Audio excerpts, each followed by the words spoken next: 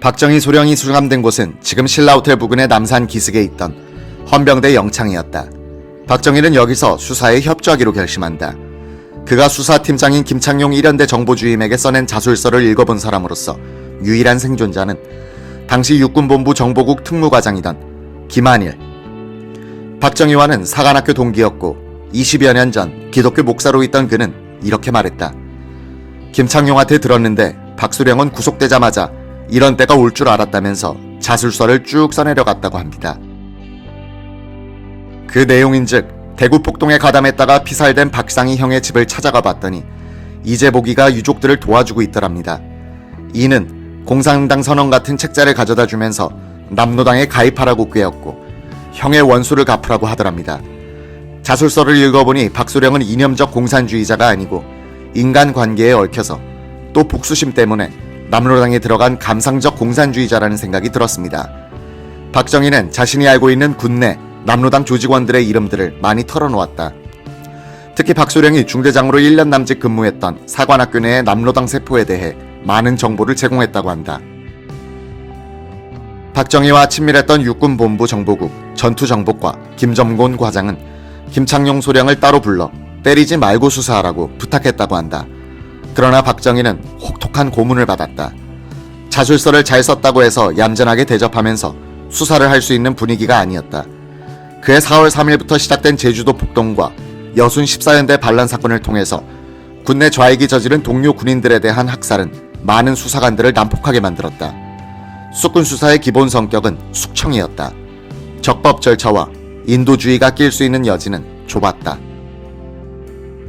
박정희는 헌병대 영창에서 한동안 있다가 서대문 형무소로 넘어갔다. 여기에는 전군에서 붙들려온 수군 피의자 1000여 명이 건물 2개동에 수용돼 있었다.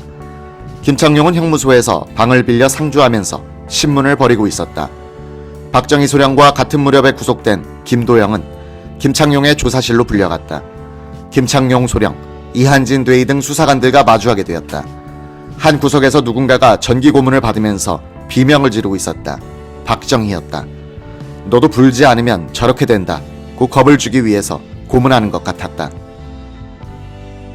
김소령을 신문하던 사람이 너 이러다간 죽으니 우선 아무나 대고 재판받을 때 부인하라고 충고했다.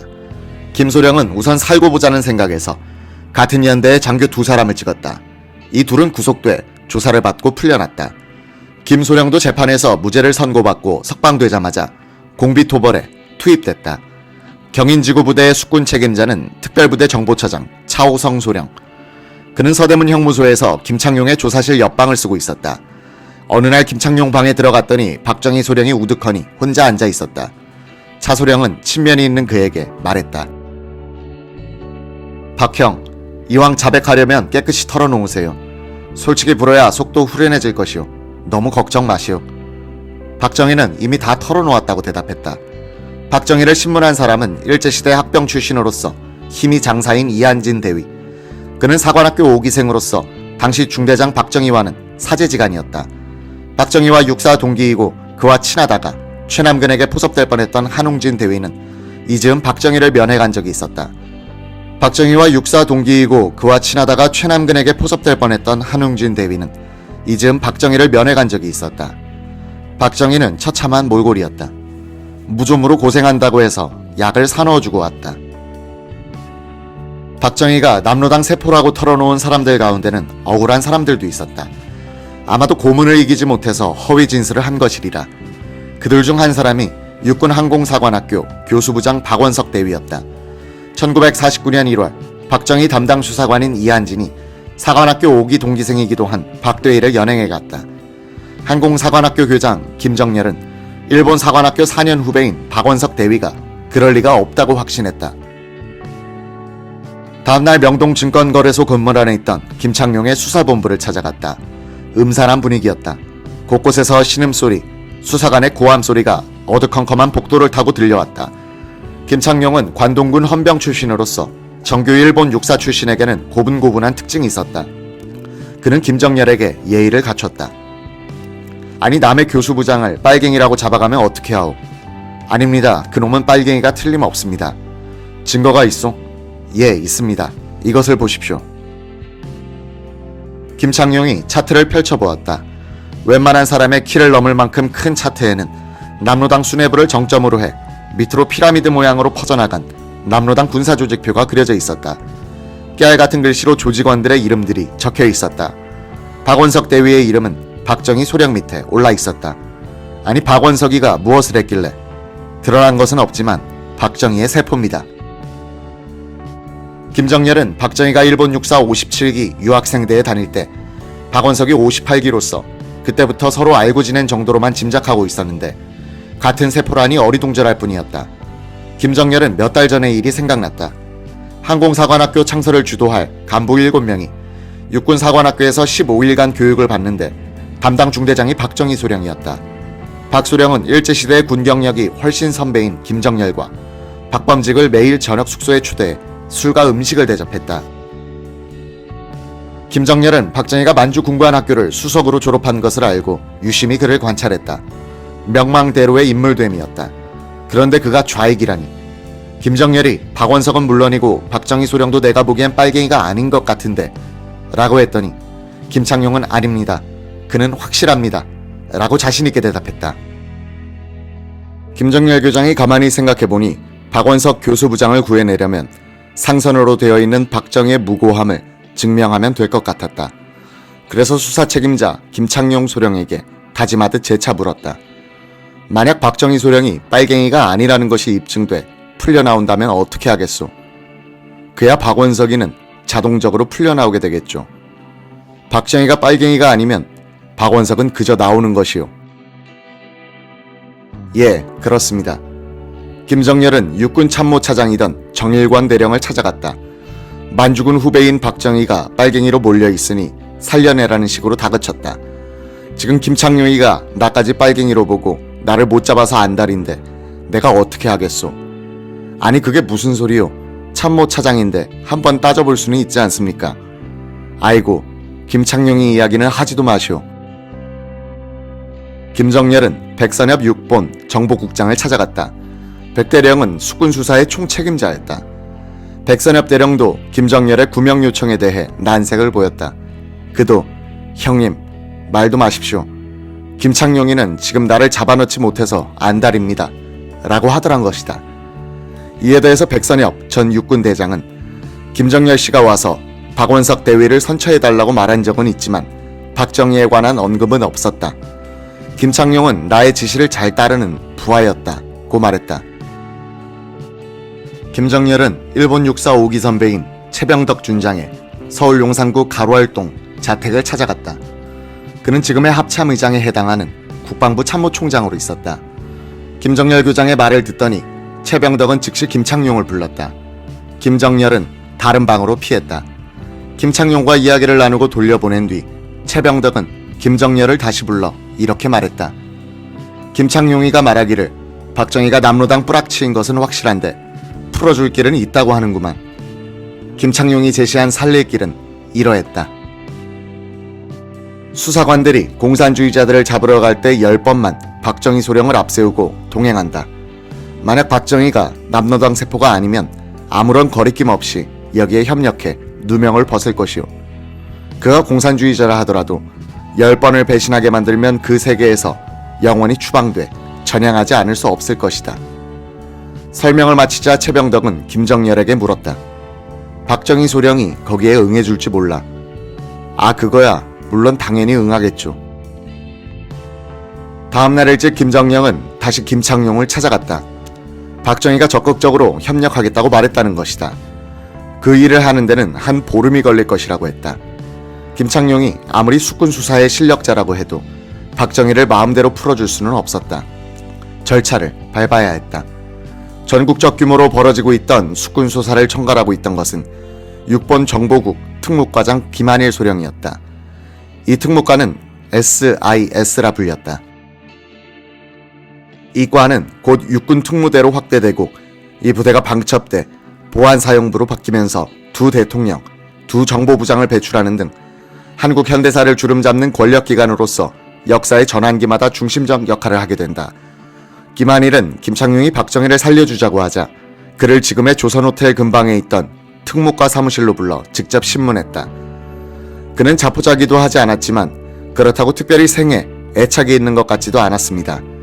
의식적으로 태연한 척하는 것도 아니고 그래서 내가 백선엽 국장에게 살려주자는 제의를 했습니다. 자기 조직을 털어놓은 공산주의자는 거세된 환관과 같아 풀어주어도 안심할 수 있다고 판단한 겁니다. 백선엽 국장은 김한일의 건의를 받아들여 박수령을 면담하기로 했다. 김한일이 수갑을 찬 박정희를 데리고 정보국장실로 들어와서 백 국장 옆에 앉았다. 백선엽은 석 달 전 여순 14연대 반란군 토벌사령부의 참모장일 때 박정희 소령을 작전 장교로 데리고 있었다. 마주 앉은 박정희의 모습은 처연했다. 생사의 기로에 선 한 연약한 인간이 생명을 애원하는 순수한 모습. 그것이 백선엽을 움직였다. 그는 저를 도와주십시오 라며 백선엽 국장에게 애원조로 말했다. 백선엽은 박정희의 그 말에 무심코 도와드리지요 라고 대답하고 말았다. 백선엽 장군은 지금도 그 결정적인 말이 무심코 나왔다고 또렷이 기억하고 있었다. 그 말이 결국 그를 살린 것입니다. 도와주겠다고 약속해놓고는 어떻게 살리나 하고 고민을 많이 했습니다. 통수계통을 따라 재가를 받아야 했으니까요. 그분이 살아난 것은 간단합니다. 저와 직접 대면했기 때문입니다. 수군 수사 책임자인 저에게 아무도 박정희를 살려달라고 부탁하지 않았습니다. 당시 무서운 수사 선풍이 불고 있어 누구도 감히 저에게 그런 말을 할 수 없을 때였습니다. 제 앞에 앉아있던 그분의 측은한 모습, 거기에 저의 마음이 움직인 겁니다. 개인적 친분으로 친다면 최남근 중령이야말로 백선엽이 구해야 할 인물이었다. 최남근은 봉천군관학교 선배이고 간도 특설대에서 같이 근무했으며 함께 38선을 넘어와 같은 날 임관해 군번도 백선엽 바로 앞이었다. 그런 백선엽은 수군 수사가 시작되자 잠적한 최남근을 체포하라는 명령을 내리는 입장이 되었다. 김한일의 기억에 따르면 김창룡이 박정희 구명사유서를 겸한 신원 보증서를 적어 자신과 함께 백선엽 국장에게 갔다고 한다. 백 국장은 너희들도 여기에 도장을 찍어 라고 해 세 사람이 박정희의 신원 보증인이 됐다. 붉은색 안경을 쓰고 세상을 보던 저승자자 같은 김창룡이 박정희를 살렸다는 것. 우리 현대사의 뒤안길에서 벌어졌던 수많은 기구한 인연 중에 하나다.